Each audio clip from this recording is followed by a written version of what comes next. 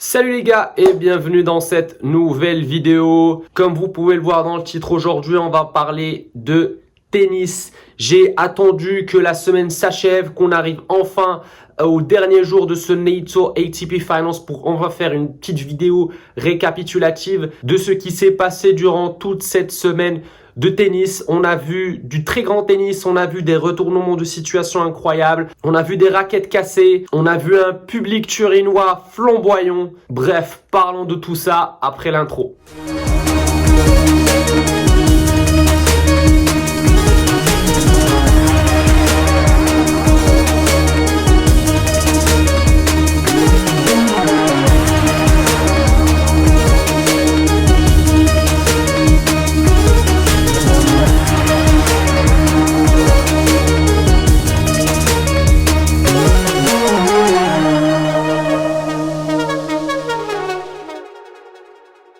Le NATO ATP Finals 2023 à Turin promettait d'être un très grand tournoi et je pense qu'on n'a pas été déçus malgré le fait que bon, le résultat final est plutôt logique. On s'attendait tous à voir un Sinner gagner face à son public turinois ou peut-être un Alcaraz finir en beauté, mais finalement c'est Novak Djokovic, encore une fois en patron, qui s'impose. Je vais essayer de faire un petit récap de tout ce qui s'est passé depuis le début, c'est-à-dire depuis dimanche dernier jusqu'à aujourd'hui, des matchs qu'il y a eu, des affrontements qu'il y a eu, des joueurs en forme ou pas en forme. Donc ce tournoi était composé de deux groupes, le Red Group et le Green Group. Les deux premiers de chaque groupe s'affrontent en demi-finale, puis on aura une finale. Dans le Green Group, on avait Jannik Sinner, Novak Djokovic, Holger Rune et Stefanos Tsitsipas, alors que dans le Red Group, on avait Carlos Alcaraz, Daniil Medvedev, Alexander Zverev et Andrei Rublev, les 8 meilleurs joueurs de la saison. Alors il faut faire la différence entre les 8 meilleurs joueurs classés juste avant ce tournoi-là et les 8 meilleurs joueurs de la saison, parce qu'en principe, si on prenait les 8 meilleurs joueurs classés avant le tournoi, bah on aurait peut-être pris Rude, peut-être quelqu'un d'autre, vu que c'est un tournoi qui met en valeur les 8 meilleurs joueurs de l'année, donc les 8 meilleurs joueurs à avoir atteint le plus grand nombre de points durant l'année, durant le calendrier ATP, bah forcément on se retrouve avec une line-up de folie. J'ai vraiment envie de revenir sur cette line-up là parce que à mon avis c'est la meilleure line-up qu'on a eu depuis des années. Bah là cette fois-ci on a vu les débuts de Carlos Alcaraz, lui qui aurait pu faire ses débuts l'année dernière, mais la blessure l'en a empêché, ainsi que Holger Rune qui était à ça de faire le NATO ATP Finals l'année dernière mais était en manque de points. Et puis Jannik Sinner aussi qui a participé à cet événement-là en 2021 en tant qu'alternant. Mais cette fois-ci, il a participé en tant que 4e meilleur joueur du monde. Ces 3 joueurs qui vont probablement l'idée, j'ai envie de dire, cette next-gen du tennis une fois que Djokovic aura décidé de prendre sa retraite parce que visiblement il n'a toujours pas envie d'arrêter le tennis. On voulait tous voir si ces joueurs-là allaient challenger Novak, aller le pousser dans ses retranchements et aller probablement le faire chier, j'ai envie de dire, parce que l'année dernière Novak Djokovic avait facilement dominé tout le monde, a gagné tous ses matchs et a logiquement surclassé Casper Ruud en finale. Donc c'était intéressant de voir cette fois-ci ce qui allait arriver lors de cet événement-là, lors de ce tournoi-là. Et puis j'ai envie de dire que c'est normal qu'on ait vécu ces années de tennis-là récemment, ou ces tournois de l'année dernière, surtout un tournoi où il y avait des Ruud et Fritz. Je peux même dire que cette line-up là aurait pu être plus que parfaite s'il y avait Rafa. Et moi personnellement j'aurais mis Rafa à la place de Tsitsipas. Alors imaginez-vous la folie du tournoi qu'on aurait pu avoir. Bon, malgré le fait qu'on sait que Rafa historiquement il performe pas beaucoup lors de ce ATP Finals, mais bon, c'est bien d'imaginer quand même une line-up aussi folle. Donc là je pense que on commence de plus en plus à avoir un vrai top 4 qui se constitue, parce que ça fait des années, comme j'ai pu le dire, qu'on vit des années de transition où Novak est plus ou moins sur le toit du monde. Rafa, quand il est en forme, bah, il essaye de le challenger, mais sinon voilà. Alcaraz, il a eu certaines phases où il a été numéro 1 mondial, il a profité du fait que Novak ne pouvait toujours pas participer à plusieurs tournois. Mais là, Novak Djokovic s'assoit tranquillement dans son règne, mais autour de lui, il y a des joueurs très dangereux qui vont probablement pas descendre de leur classement. Je cite Carlos Alcaraz, Daniil Medvedev et Jannik Sinner. Donc, à voir ce que ce top 4 peut nous produire lors des prochains tournois, lors de la saison 2024, parce que faut savoir que cette saison-là est achevée malheureusement. On va tout de suite plonger dans le vif du sujet. Premier match pour Novak Djokovic, il affrontait Holger Rune. Donc Novak Djokovic avait besoin d'une seule victoire pour finalement être sûr de finir numéro 1 mondial et avoir le petit trophée de Year End Number 1, chose qu'il a réussi à faire face à Holger Rune. Bon, ça n'a pas été facile. Holger, à chaque fois qu'il joue Novak, ça va jusqu'au 3-7 et c'était le cas cette fois-ci. Ce n'était pas si facile que ça pour Novak. Il a dû souffrir, il a dû vraiment élever son niveau de jeu pour stopper le Danois. Et donc le lendemain, on lui a présenté son petit trophée du numéro 1 mondial de fin d'année, qu'il mérite tout simplement parce que le gars a remporté 3 grands chelems. Et là, avec ce qu'il a fait aujourd'hui, franchement, rien à dire sur la saison gargantuesque de Novak Djokovic. À 36 ans, faut le faire. Mais bon, dans le même groupe, il avait un certain prétendant du titre également qui était très en forme et à mon avis est en train d'atteindre son prime, mais plutôt j'ai envie de dire il fait sa meilleure saison pour le moment. Il se peut qu'il fasse une meilleure saison l'année prochaine, on va voir. Il s'agit bien évidemment de Jannik Sinner, 22 ans. Quelle forme incroyable de Jannik Sinner qui dernièrement ou lors de ces derniers mois a battu Alcaraz, Medvedev 3 fois alors qu'il a perdu face à lui 6 fois d'affilée. Donc là il enchaîne Medvedev 3 fois d'affilée dans une défaite dans ce tournoi là.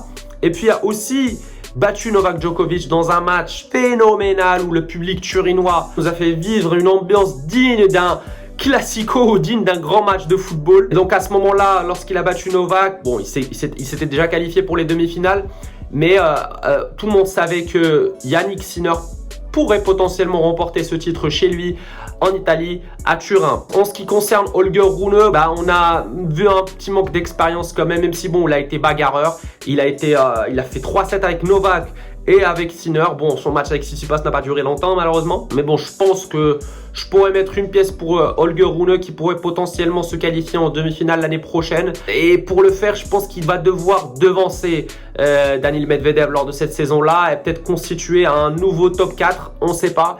Mais je mets une pièce sur Holger Rune qui commence de plus en plus à retrouver sa forme déjà qu'il avait perdue lorsqu'il s'est séparé avec Mouratoglou. Là, il est avec Boris Becker, l'entraîneur qui a mis Novak Djokovic sur un piédestal. Donc on va voir ce que va faire Holger Rune lors de la prochaine saison. Et puis petit aparté pour parler de Stefanos Tsitsipas, peut-être que je l'ai critiqué avant, mais je vais encore une fois le critiquer cette fois-ci. J'ai juste envie de le décrire, ce qui s'est passé autour de Stefanos Tsitsipas par un seul mot, égoïsme.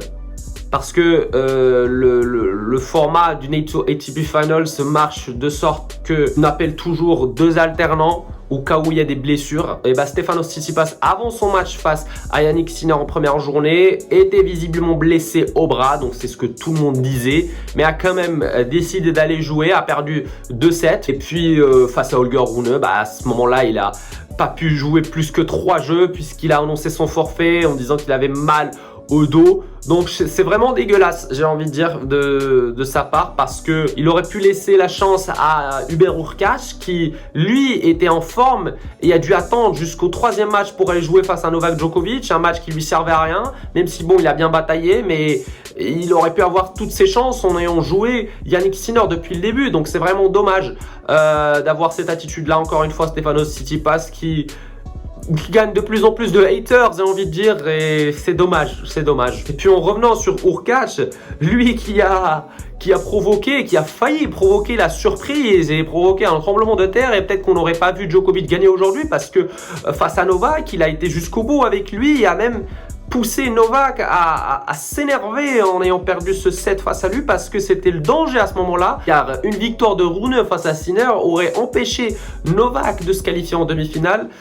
Donc pour ceux qui ont regardé ce match-là qui a duré il y a quelques jours face à Hurkacz, Novak nous a livré l'interview la plus froide jamais vue dans l'histoire du tennis. Il n'avait pas du tout envie de parler car il était tout simplement énervé d'avoir perdu ce set face à Hurkacz. C'est ce que je disais avant, pourquoi ne pas avoir laissé sa chance à Hurkacz depuis le début. Il aurait pu faire des étincelles lors de ce tournoi-là. Mais bon, logiquement, Novak et Sinner sont sortis gagnants de ce Green Group-là. Maintenant, parlons du Red Group, le groupe composé de Carlos Alcaraz, Medvedev, Zverev et Rublev, un groupe où il y a eu du suspense aussi, hein. Tout le monde misait sur Alcaraz et Medvedev bien sûr. Mais premier match, tremblement de terre, Zverev fait chuter Carlos Alcaraz en 3-7.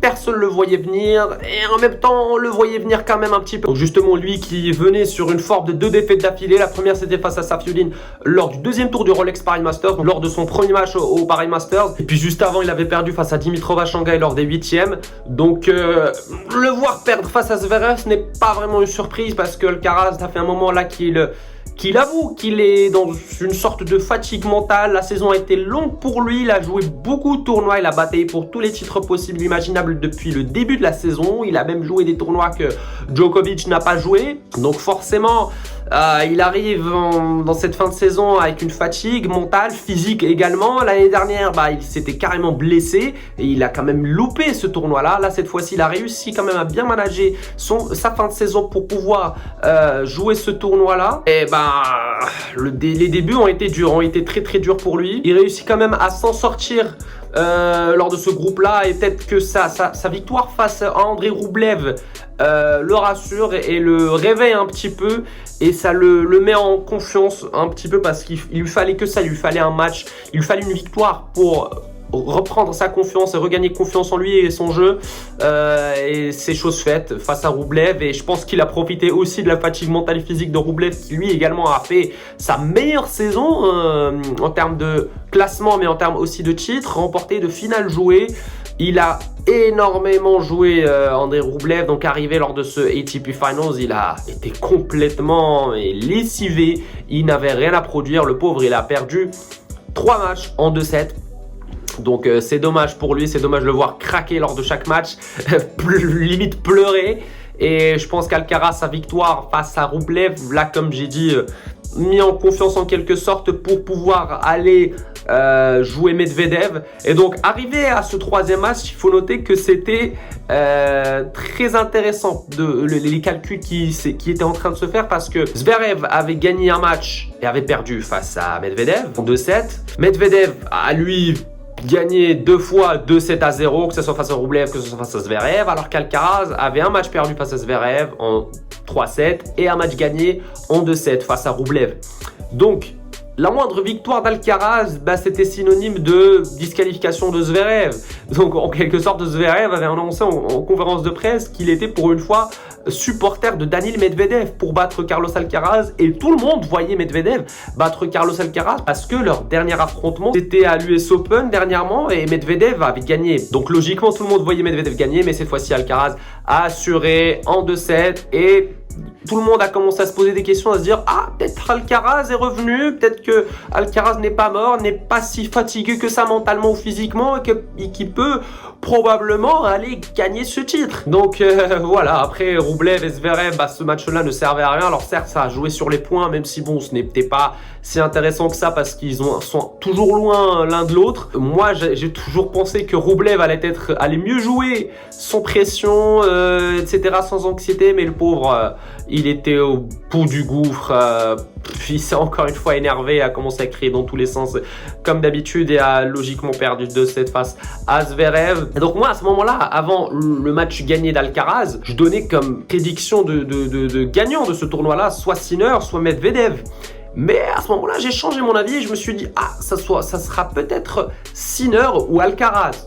J'étais encore à côté de la plaque en voyant le résultat final. Mais bon, Sinner a battu Daniil, logiquement. Depuis qu'il l'a battu la première fois, il a en quelque sorte débloqué quelque chose. Dès qu'il joue face à Daniil Medvedev, donc maintenant il n'est plus complexé face à lui. Il sait le battre à chaque fois. Et à chaque fois qu'il rejoue, il va le battre.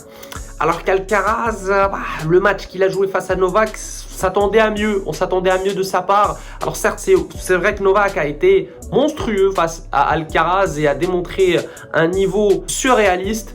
Mais en contrepartie, Alcaraz a eu de bonnes phases aussi, où il a eu pas mal de balles de break, où il a aussi enflammé le public lors de pas mal de points, où il a tout simplement fait du Alcaraz. Quand à côté tu fais beaucoup de fautes directes et de fautes stupides, forcément ça ne va pas trop, surtout sur les retours. Je pense qu'il doit travailler un peu sur les retours. Ses retours de service, ils sont catastrophiques. Bon, à son niveau, au niveau du top 4, j'ai envie de dire, ou lors de ce match-là surtout, c'était vraiment pas beau à regarder. Quand on voit le retour ou le niveau des retours de service qu'a produit Novak ou Yannick Sinner lors de ce tournoi-là. Donc à mon avis, Carlos doit bien se reposer parce qu'Alcaraz, quand il se repose bien et quand il se prépare bien un tournoi, il le remporte. Donc moi je mise sur Carlos Alcaraz vainqueur à l'Open d'Australie parce que là il aura une longue phase de récupération et de pause et d'entraînement pour préparer ce tournoi-là et ce premier grand chelem de 2024. Et puis voilà, lors de la finale, on a eu un remake du match des phases de groupe Sinner-Djokovic. Bien évidemment, tout le monde voyait Sinner gagner, mais encore une fois, Novak Djokovic démontre le grand joueur qu'il est, la légende du tennis qu'il est à 36 ans. Imperturbable. On ne sait pas quoi faire face à Novak Djokovic quand il joue à ce niveau-là et j'ai même envie de dire qu'il a mieux joué que face à Alcaraz parce que face à Sinner, il aurait fallu 1h11. J'ai bien vu l'heure à ce moment-là. Il aurait fallu 1h11 pour Sinner pour qu'il obtienne enfin une balle de break. Lors de ce match-là, c'était au deuxième set à 3-2 ou 4-3, un truc du genre. C'est monstrueux, il n'a pas réussi à breaker quand même. Le jeu d'après, voilà, c'est Djokovic qui l'a breaké, c'est Djokovic qui a fini par gagner ce match. Mais j'ai envie aussi de dire qu'il y a eu une certaine action qui a quand même fait basculer le premier set pour Novak Djokovic. Je crois que c'est une balle qui était in, mais que les juges de ligne ont annoncé out et que Sinner n'a pas vraiment demandé de challenge. Et 2 points après, Sinner se fait breaker par Novak. Je pense que ce point-là, si seulement il n'y avait pas les juges de ligne et si seulement on aurait eu les IA, comme ce qu'on peut avoir dans des tournois de 250 et 500, alors je comprends pas. Aujourd'hui, on a droit à avoir des intelligences artificielles lors des tournois de 150 et 500, des intelligences artificielles qui annoncent les balles out ou in, enfin qui annoncent surtout les balles out et qui se trompent pas. Donc à aucun moment un joueur va se faire voler un point, donc il y a une sorte de parité. Là, cette décision-là a tout fait changer, alors je comprends pas. C'est un ATP Finals, c'est censé être le tournoi le plus important de l'année en ATP, et vous mettez toujours des juges de ligne qui se trompent parce que un humain peut se tromper, mais une intelligence artificielle ne se trompe jamais. Il faut vraiment prendre en considération ce souci-là, et je pense que l'ATP va probablement revenir là-dessus et j'espère que l'année prochaine ils feront l'effort d'appliquer cette intelligence artificielle comme ils le font lors des autres tournois pour ce tournoi de l'ATP Finals. Mais bon, à côté de ça, on n'a rien à dire sur Novak qui à côté, voilà, lors du premier set, j'ai vu une stat mais surréaliste. Novak Djokovic n'a fait aucune faute directe de coup droit. C'est fou, c'est vraiment fou. Pas de faute directe, qualité de service mais incroyable, il a fait pas mal d'ace, il est injouable et je pense qu'il a aussi démontré la veille lors de la conférence de presse d'après-match face à Carlos Alcaraz où il a très clairement avoué que Carlos l'a tout simplement motivé à élever son niveau de jeu, à avoir une préparation beaucoup plus accrue à son match et je pense que ça a été aussi le cas face à Sinner parce que quand on voit les matchs que fait Djokovic lors de la phase de groupe, on se dit il est pas si affûté que ça le Novak, mais quand on voit ce qu'il fait et ce qu'il produit face aux 2 meilleurs joueurs du monde, donc Alcaraz et Sinner, on se dit mais franchement, faire ça à 36 ans, encore une fois, faut le faire. Et j'ai même envie de dire que Carlos était beaucoup plus entreprenant hier, malgré les fautes directes et la fatigue mentale qu'il avait. Il a eu beaucoup plus de balles de break durant tout le match, alors que Sinner, il a vraiment bataillé. Il n'avait mais aucune issue.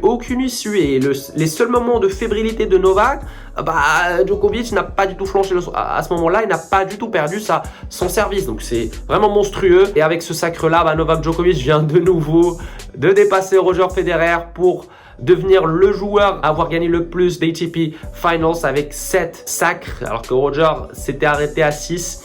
Il lui reste encore le record de Wimbledon, peut-être qu'il va l'égaler cette année, peut-être pas, on verra. C'est monstrueux ce que réalise Novak Djokovic. J'ai même envie d'ajouter quelque chose, une info très importante qui fait que Novak réussit tout le temps à remporter les tournois les plus importants de l'année. C'est qu'il choisit très bien son calendrier, ce qui fait que voilà, il arrive en fin de saison avec plein d'énergie, il remporte tout le temps ce ATP Finals, chose que Rafael Nadal n'a jamais pu faire. Et chose que maintenant Carlos Alcaraz n'arrive pas à le faire. Donc c'est ce que Carlos aussi a avoué récemment, qu'il doit potentiellement réfléchir à ce qu'il soit de plus en plus en forme lors de cette phase de saison-là. Donc on verra ce qui va se passer lors de 2024. Donc la question que j'ai envie de vous poser les gars aujourd'hui, elle concerne Jannik Sinner. Pensez-vous que Sinner va devenir numéro 1 mondial en 2024? Carlos Alcaraz, là, on avait parlé récemment lors d'une conférence de presse. Djokovic, on a parlé aujourd'hui dans l'interview après-match. Qu'est-ce que vous en pensez, vous? Tout simplement, dites-moi tout en commentaire. J'aimerais bien avoir vos avis. Donc, c'était tout, les gars, pour cette vidéo. J'espère qu'elle n'a pas été longue pour vous. On a fait un petit récap de ce qui s'est passé lors de cette semaine d'ATP Finals. Comme d'habitude, n'hésitez pas à vous abonner et activer la cloche pour ne rater aucune de mes vidéos. À liker, à commenter, à partager avec vos amis pour le référencement, c'est très important pour moi. Et nous, les gars, on se retrouvera lors d'une prochaine vidéo. Prenez soin de vous. Ciao, ciao.